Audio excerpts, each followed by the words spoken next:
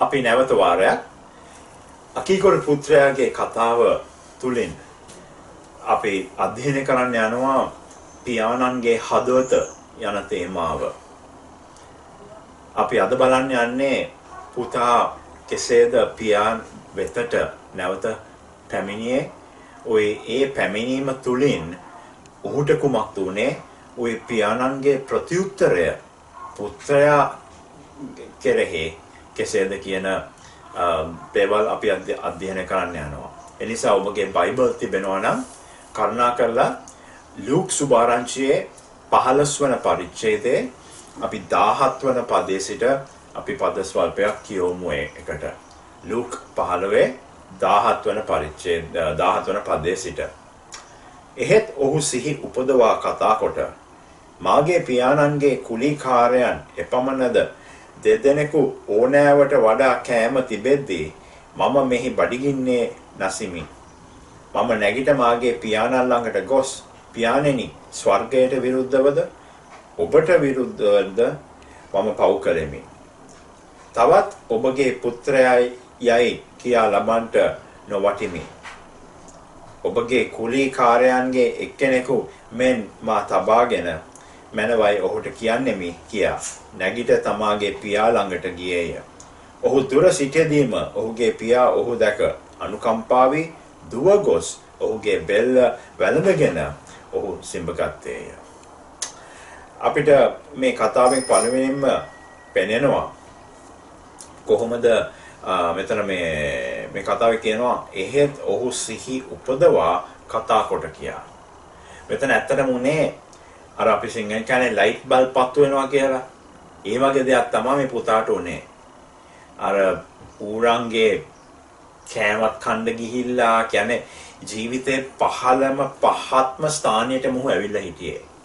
ওই ඒ අවස්ථාවේදී ඔහුට එකපාරටම ඔහුට සිහිය ආවා වගේ මම මොනවාද මෙතන කරන්නේ?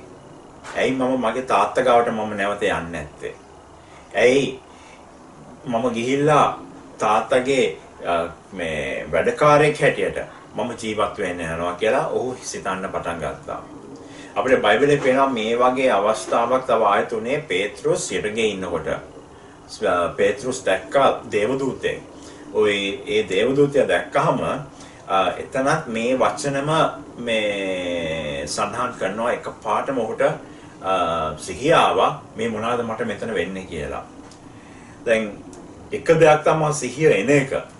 තව දෙයක් තමයි ඒ අනුව ක්‍රියා කරන දේ.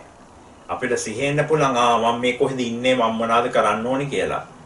ඒ පොඩ්ඩක් හිතන්න මේ බාල පුතා ගෙදරින් එළියට ආවා. නෑ ආයෙත් ගම්මානෙට යන්නේ නැහැ කියලා. තාත්තට කිව්වා මට අයිති මගේ මුදල් ඔක්කොම දෙන්න. ඔය එහෙම ඇහුවම ඔහු ඇත්තටම තාත්තට කිව්වේ තාත්තේ ඔබ මැරුණා නම් දැන් හොඳයි කියලා. මගේ උරුමය ලබන්න. ඉතින් ඒ වගේ දේවල් කරලා මොහු ඒ තීරණය කරා නැවත තාත්තා වෙතට යන්න. ඒ කියන්නේ ඔහු හිටිය මේ ස්ථානේ කොච්චර පහත්ද කියලා අපිට හිතා ගන්නවත් බැහැ. ඒත් මේ ඔක්කොම මොහොත මේ කියන්නේ මොහොත මේ සිතුන දේවල් වලින් මොහු හිතුවේ ඔක්කොම සල්ලි පැත්තෙන්. මම නාස්ති කර පැත්තෙන්. මම විනාශ කර පැත්තෙන් කියලා. ඒත් කිසි තැනකම ඔහුට වැටහුනේ නැහැ මෙතන ඇත්තටම මෙතන මේ ලොකුම ප්‍රශ්නය මේ සල්ලි නෙවෙයි. ඒත් සම්බන්ධකම කැඩී බිඳි කුඩු වෙලා තිබුණ දේ තමයි මෙතන ප්‍රශ්නය. තාත්තත් සමග තිබ්බ සම්බන්ධකම කැඩුනා. අයියා සමග තිබ්බ සම්බන්ධකම කැඩුනා. ගම්මානයත් සමග තිබ්බ සම්බන්ධකම කැඩුනා. ඔහුට ඒව ඇත්තට වැටහුන්නේ නැහැ. ඔය ඇත්තට අපිට දෙවියන් වහන්සේ දේශ බලනකොට උන්වහන්සේට ප්‍රමුඛ උන්වහන්සේට උවමනා අවශ්‍ය දේ තමයි අපේ සම්බන්ධකම. ඒ සම්බන්ධකම නොමැතිනම් අපි කොච්චර හරි දේවල් කරත් වැරදි දේවල් කරත් වැඩක් නැහැ. අපි දේව රාජ්‍යයට ඇතුල් වෙන්නේ සම්බන්ධකමකින්. ඒ නිසා සෑම වෙලාවම ඔබ කියන්නේ නොයෙකුත් අවස්ථාවල පාපයට ලක් වුණාම නැත්නම් දුර්වලකමක් නිසා වැරදීමක් ඔබගෙන් සිදු වුණාම හැම වෙලාවම හොඳට මතක තබා ගන්න පළවෙනියෙන්ම ගොඩනගන්නේ සම්බන්ධකම පියාණන් සමග. ඉන්පසු එක්කෙනෙක්කෙනා සමග. ඒක තමයි යේසුස් වහන්සේ කිව්වේ මේ අවශ්‍යම ආඥාව තමයි දෙවියන් වහන්සේට පළවෙනිම ප්‍රේම කරන්න, ඊට පස්සේ අන් අයට තමාමෙන් ප්‍රේම කරන්න කියලා. 19 වන පදය අපිට කියනවා පුත්‍රයාගේ සැලසුමුනේ ඔහු කියන්නේ කියා තාත්තට තාත්තේ මම ඔබගේ පුත්‍රයා නෙවෙමින් පසු මාව ලබා ගන්න එපා ඔබගේ පුත්‍රයා හැටියට. ඒත් මාව ලබා ගන්න සේවකෙක් හැටියට, වහලෙක් හැටියට, කුලී වැඩ කරන්නෙක් හැටියට කියා. පොඩ්ඩක් හිතන්න. මේ පුතාගේ හැඳින්වීම, මේ පුතා කවුද කියන කාරණාව දැන් ඔහුගේ මනසේ වෙනස් වෙලා තියෙනවා. ඔහු කර වැරද්ද මත, ඔහු කර පාපය මත ඔහු කවුද කියන කාරණාව මෙතන වෙනස් වෙනවා. ඒත් මම ඔබගෙන් අහන්න කැමති එය සත්‍යයක්ද? එසේ එය විය යුතුද? මොකක්ද හිතන්නේ ගැන? උදාහරණයක් වශයෙන් මගේ પાස්පෝර්ට් එකේ හැඳින්වීම මම කවුද කියන කාරණාව, මගේ නමද, මගේ ගමද, ඒ ඔක්කොම කවදාකවත් වෙනස් වන්නේ නැහැ. මංකින් අතින් වුණ වැරද්දක්ද මම හිරගේ ගියත් ඒ හැඳින්වීම කවදාකවත් වෙනස් වන්නේ නැහැ. ඉතින් දේව රාජ්‍යයයි එය වෙනස් වෙන්නේ. අපි තමෝක වෙනස් කරගන්නේ මක් නිසාද? අපි බලනවා අපේ වටිනාකම වැඩි වෙනවද අඩු වෙනවද මගේ ක්‍රියාවලින් කියලා. ඒ දේව රාජ්‍ය දෙවියන් වහන්සේ තබා මම කවුද කියන කාරණාව ස්ථිර කරන්නේ. උන්වහන්සේ තමයි මම කවුද කියන කාරණාව, මගේ හැඳින්වීම ස්ථිර කරන්නේ උන්වහන්සේ මං ගැන හිතන දේ මත. ඉතින් මේ පුතාටත් ඒ ප්‍රශ්නේ තිබුණා. ඉතින් අපිට මේ පේනවා ඊට පස්සේ මේ පුතා ගම්මානයේ දෙස එනකොට තාත්තා මොහුව දැක්ක හුඟක් දුරින් එනවා. ඊට පස්සේ මොනවාද අපිට මේ 20 වන පදේ කියන්නේ? ඔහු දැක අනුකම්පාවී දුව ගොස් ඔහුගේ බෙල්ල වැළඳගෙන ඔහු සිඹගත්තේය කියලා. මෙතන ඇත්තට අපි මෙහෙම කියවුවට අපිට මේ අවුරුදු 2000ක සංස්කෘතිය අපිට මෙතන තේරෙන්නේ නැහැ. මෙතන මැද පෙරදිග සංස්කෘතියේ කවදාකවත් මහලු මිනිස්සයා තරුණයා වෙතට යන්නේ නැහැ. බාලයා එන්න ඕනේ වැඩිමලා ගාවට. ඒත් මේ කතාවේ අපිට පේනවා තාත්තා කොහොමද පුතා වෙතට දුවන්නේ කියලා. ওই පළවෙනියෙන් අපිට පේනවා ඔහුට අනුකම්පාවක් සිදුණා. ඒ කියන්නේ ඔහුගේ ආදරය මේ පුතා කෙරෙහි වෙනස් වුණේ නැහැ. ඒ ආදරය කරන කොටගෙන ඔහු හිතුවා මම මොහු ඉන්න මේ ස්ථානය මම වෙනස් කරන්න ඕනේ. ඔහුට මම උපකාර වන්න ඕනේ කියලා. ඉතින් තාත්තා මොනවද කරේ? දුවගෙන ගියා පුතා ගාවට. මං හිතන්නේ ඔය ඉක්ලන් හිටියේ ගෙදරින් දකින්න නැති පුතා එනවා සෑහෙන දුරකින්. දැන් තව දෙයක් තමයි මෙතන මේ මැද පෙරදිග සංස්කෘතියට අනුව මහලු මිනිස්සෙක් කවදාක්වත් දිව්වේ නැහැ. ඔහු දුවනකොට සමහරට ඔහුගේ මේ කකුල් පෙනෙන්නේ නැති හුඟක් මිනිස්සයන්ට. ඒක මහ ලැජ්ජාවක් ඒ සංස්කෘතියට අනුව. මහල්ලා දුවන එකත් හරිම ලැජ්ජාවක්. හරිම පාච්චල් දෙයක්. ඒත් මේ තාත්තා ඒ දේවල් සියලු දේ කරේ අර පුතා ළඟට යන්න. ඔය මෙතන ඊට වැඩි ගැඹුරු සත්‍යයක් තියෙනවා. යේසුස් වහන්සේගේ කාලේ යම් දෙයක් තිබ්බා කෙසාසා කියලා. හරි කෙසාසා. ඒ කෙසාසයෙන් කරේ මේ වගේ පුතෙක්. කියන්නේ තාත්තගේ සල්ලි උදුරගෙන තාත්තලට මුළු ගෙදරටම ලැජ්ජා වෙන්න හැසිරුණාම ඒ පුතා නැවත ගම්මානයට එනකොට ගමේ ඉන්න මිනිස්යන් පුතාව අල්ලලා ගැට ගහලා හොඳටම ගහලා උට ඊට පස්සේ මැටි කලයක් වගේ ගෙනල්ලා ඒ කලය ඒ පුතාගේ ඉස්සරහා කුඩු කරනවා. ඒ කුඩු කරාම ඒගොල්ලන් ඊට පස්සේ කියනවා මේ කලය කුඩුනා වගේ මේ කෑලි වලට කුඩු වෙලා තියෙන ආකාරයෙන් අපගේ සම්බන්ධකමත් කුඩු වෙලා තියෙන්නේ.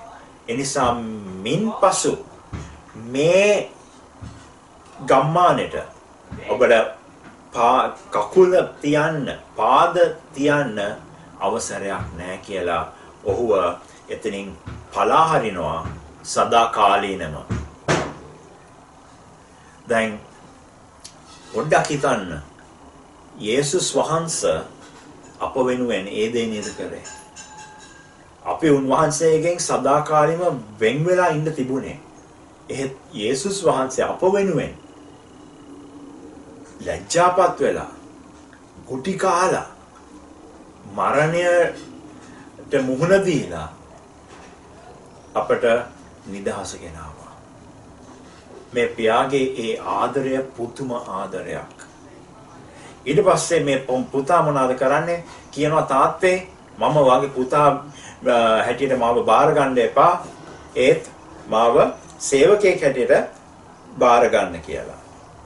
ඒ බයිබලයේ කියනවා 22 වෙනි පදයේ කියනවා නමුත් පියා. බලන්න එතන. නමුත් පියා.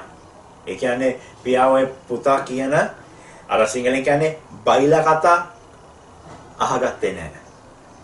සමහර අපි ඒ වගේ පිස්සු කතා දෙවියන් වහන්සේට කියනවානේ.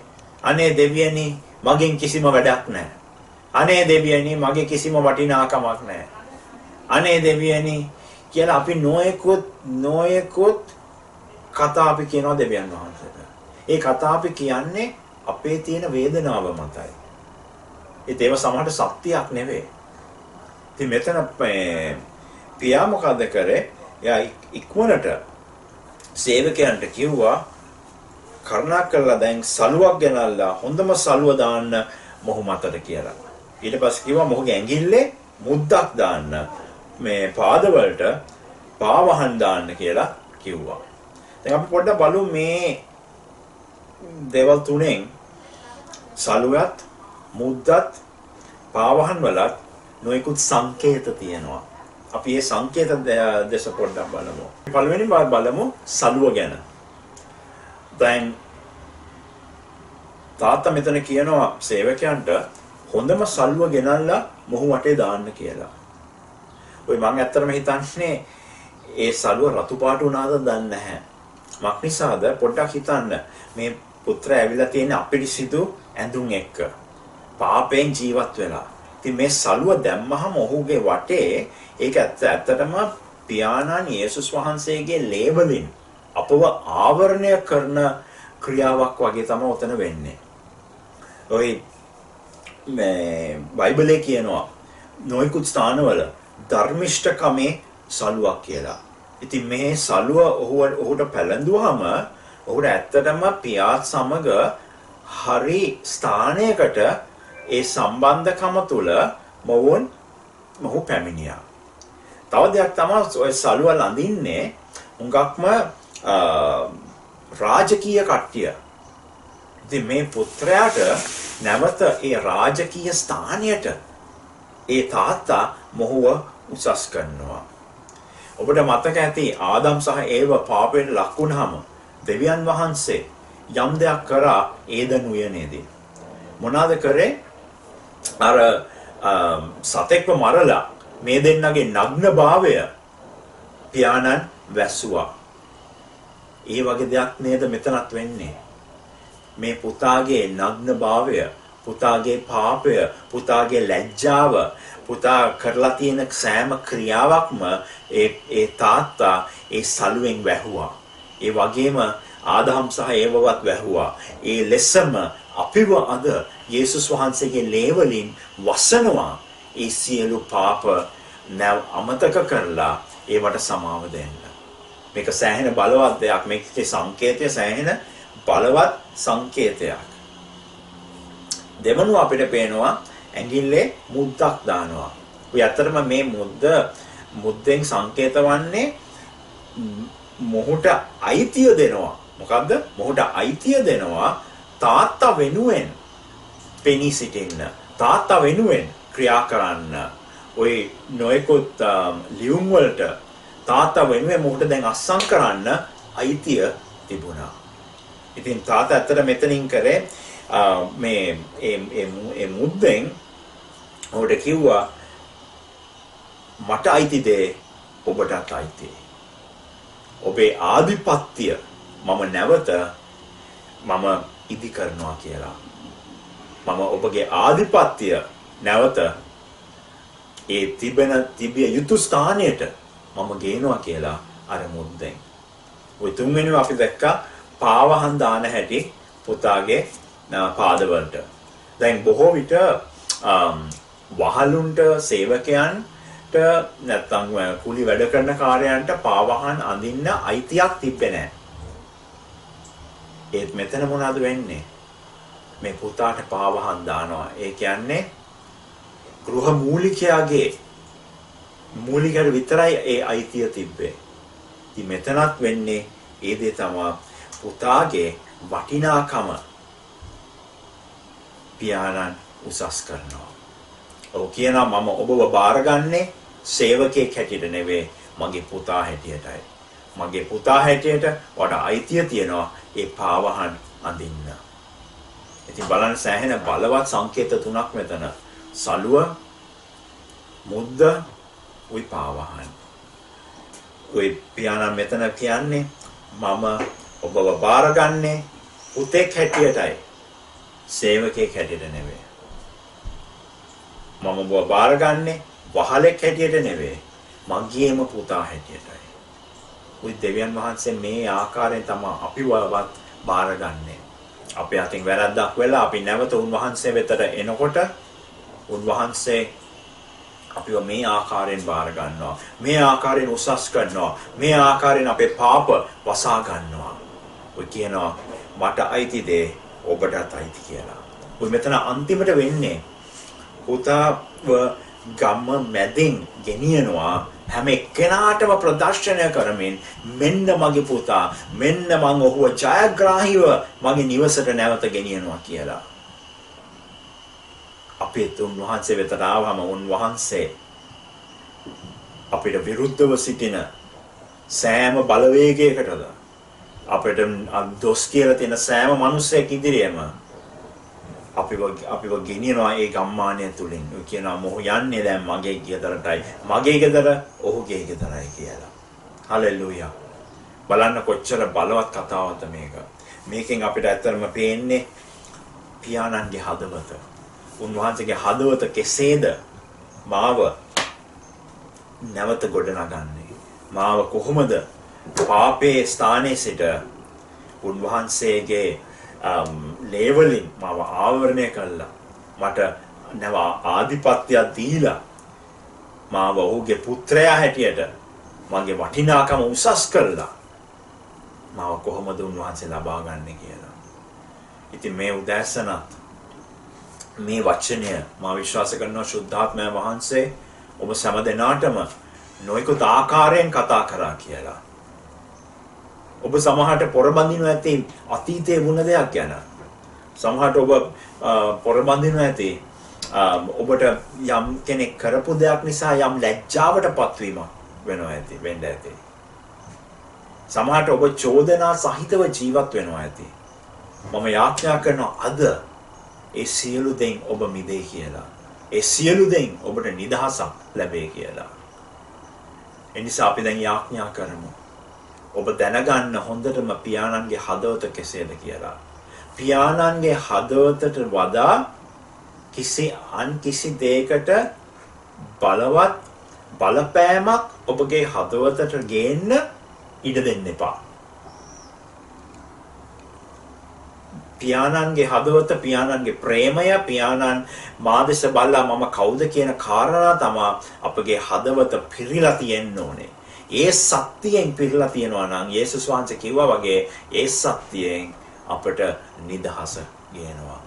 එනිසා මේ උදෑසන මම යාඥා කරනවා සුද්ධාත්මය වහන්සේ අපිට නව එළිදරව්වක් දෙන්න ඇති කියලා. පියාණන්ගේ ඒ අතිවිශිෂ්ට ඒ බලවත් වූ ප්‍රේමයට උන්වහන්සේගේ හදවත කෙරෙහි. එනිසා අපි යාඥා කරමු. ස්වාමිනී මේ උදෑසන අපගේ හදවත් ඔබ වහන්සේ වෙතට ගෙනෙනවා. ස්වාමීනි අපි වහන්සේට ස්තුති කියනවා වක් නිසාද පියාණන්ගේ හදවත අප කෙරෙහි අපට හිතා ගන්නවත් බැරි ප්‍රේමයක් බලයක් තියෙන නිසා. මේ උදැසන මම ආඥා කරන්නේ ස්වාමිනී අපේ අතීතයේ නොයෙකුත් දේවල් නිසා පාපද වැරදීම්ද නොයෙකුත් තීරණ නිසාද අපෙන් වැරදීමක් සිදු වෙලා ඒව මතට අපිට සෑම වෙලාවම චෝදනා ලැජ්ජාවක් ගේනවා නම් අද ස්වාමිනී අපව නිදහස් කරන්න මක් නිසාද ඒව වලට වඩා ඔබගේ ප්‍රේමය ඔබගේ හදවත අප කෙරෙහි බලවත් ස්වාමිනී.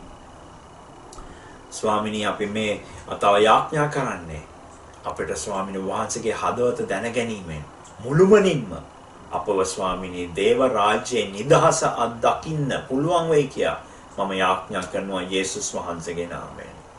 එය ස්වාමිනී සෑම දිනාටම ආශිර්වාද කරන්න. ඔබගේ නාමය අපි මේ ස්ථානයේ උසස් කරනවා මේ දින. යේසුස් ක්‍රිස්තුස් වහන්සේගේ උතුම් වූ නාමයෙන්. ආමේන්.